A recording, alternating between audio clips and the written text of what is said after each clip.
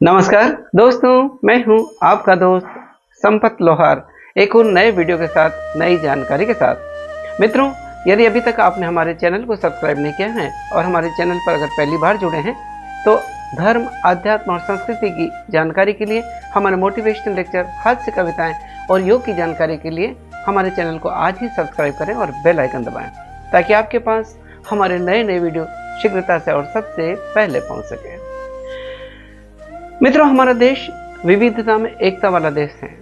अगर हम ये कहें हमारा देश त्योहारों का देश है, अगर हम ये कहें हमारा देश पर्व का त्योहार है, तो कोई अतिशयोक्ति नहीं होगी। यहाँ हर माह कोई न कोई त्योहार चलता है। ऐसा ही एक पर्व आता है शीतला माता, शीतला सप्तमी का। सबसे पहले आप सभी को शीतला सप्तमी की हार्दिक शुभकामनाएं।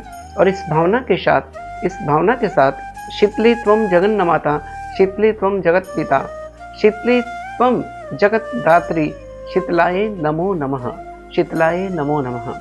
माँ शीतला की कृपा हम सब पर बनी रहे। इन भावनाओं के साथ आइए आज की इस वीडियो की शुरुआत करते हैं। दोस्तों, शीतला सप्तमी दो शब्दों से मिलकर बना है। एक है शीतला और दूसरा है सप्तमी। सप्तमी से तात्पर्य है सप्तमी तिथि से है और वो है हमारे चैत्र माह के कृष्ण पक्ष की सप्तमी तिथि से, यानी होली के 7 दिन बाद जो सप्तमी आती है उस तिथि से मतलब है।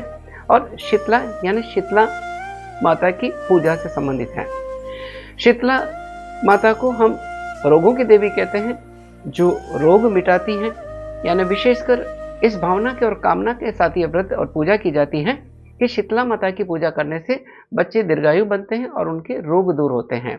विशेषकर जिनको चेचक हैं, खसरा है या अन्य बीमारियां, त्वचा संबंधी बीमारी, इन आदि बीमारियों में माता शीतला की पूजा करने से विशेष लाभ होता है, माता की कृपा होती है, ऐसी हमारी मान्यता है।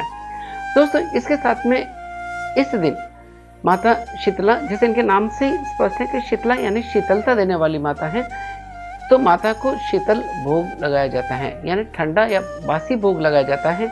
यानी शीतला सप्तमी के एक दिन पहले माता को भोग लगाने के लिए विभिन्न तरह के पकवान बनाए जाते हैं। कड़ी, चावल, दही इत्यादि, यानी कई तरह के मिष्ठान बनाकर भोग लगाकर माता को अगले दिन वो ठंडा भोजन भोग लगाया जाता है, ठंडा भोग लगाया जाता है।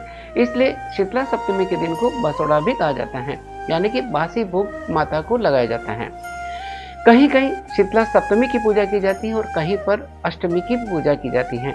कहानी दोनों एक ही है। जैसी हमारी परंपरा है उसके अनुसार हम सप्तमी को पूजते हैं या माता की पूजा अष्टमी को करते हैं।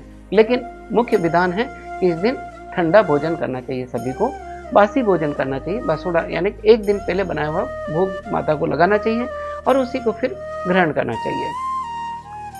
शीतला सप्तमी से जुड़ी कई सारी पौराणिक कथाएं हैं। उनमें से एक कथा जो सबसे ज्यादा प्रचलित है वो हम आपके बीच में साझा करने वाले हैं। वो है दो बहुओं के बारे में कथा है, सास और बहू के बारे में कथा है, वो हम आपके बीच में साझा कर रहे हैं। दोस्तों, एक गांव में प्राचीन समय की बात है, एक ब्राह्मण दंपति रहता था। उसके 2 बेटे थे और दोनों की अपनी अपनी बहुएं थी। उनके कोई संतान नहीं थी। बहुत समय बाद उन दोनों को पुत्र प्राप्त हुए, बच्चे प्राप्त, दोनों के बेटे हुए। कुछ समय बाद में शीतला सप्तमी का त्योहार आया, तो उस दिन घर में ठंडा भोजन बनाया गया।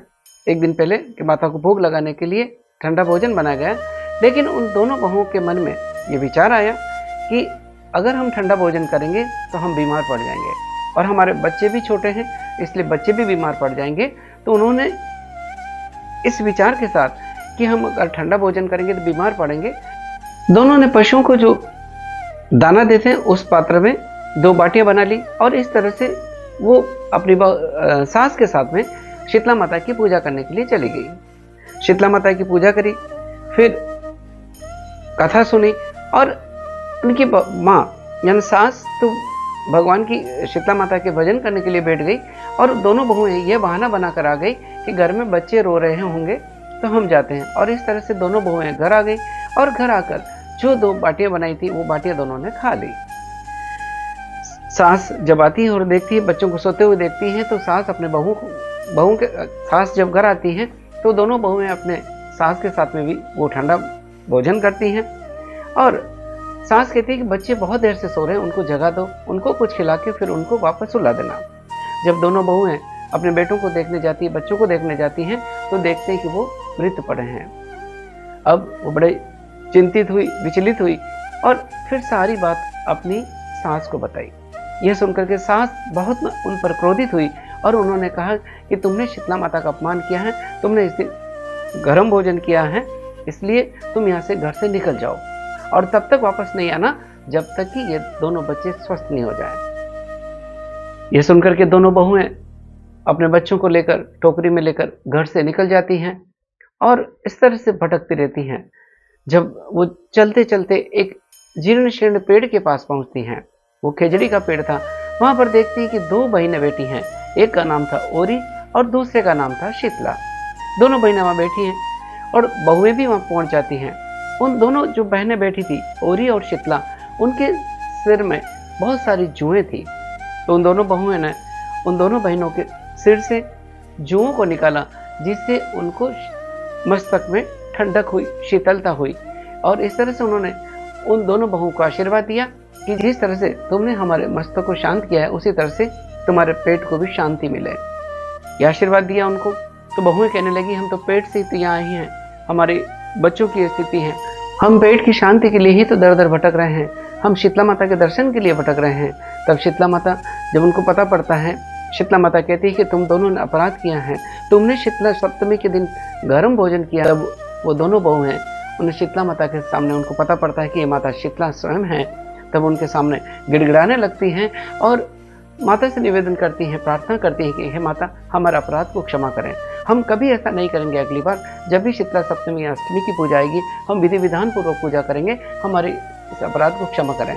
और शीतला माता फिर उन दोनों बच्चों को, दोनों बहुओं के जो बच्चे थे, उन दोनों को जीवित कर देती हैं। इस तरह से दोनों बहुएं फिर वहां से लौटकर अपने गांव को आती हैं।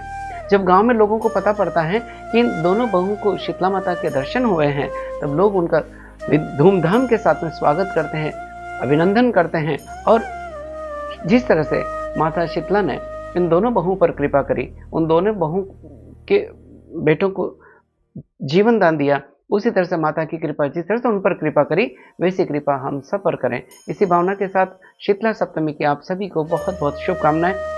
हम अपनी परंपराओं से जुड़ें, हमारी जो मान्यताएं हैं उनसे जुड़ें। हमारा एक छोटा सा और विनम्र प्रयास रहता है दोस्तों कि जो हमारी धर्म संस्कृति हैं, जो हमारी परंपराएं प्रचलित हैं, उनकी जानकारी आपके बीच में साझा की जाए, ताकि नई पीढ़ी भी हमारी उन परंपराओं से जुड़ी रहे। अगर हमारा ये वीडियो अच्छा लगा है तो इस आप वीडियो को लाइक करें, शेयर करें, कमेंट करें। और इसी के साथ आपके दोस्त संपत लोहार को इजाज़त दीजिए। जय हिंद, जय भारत। एक बार पुनः आप सभी को शीतला सप्तमी की बहुत बहुत शुभकामनाएं।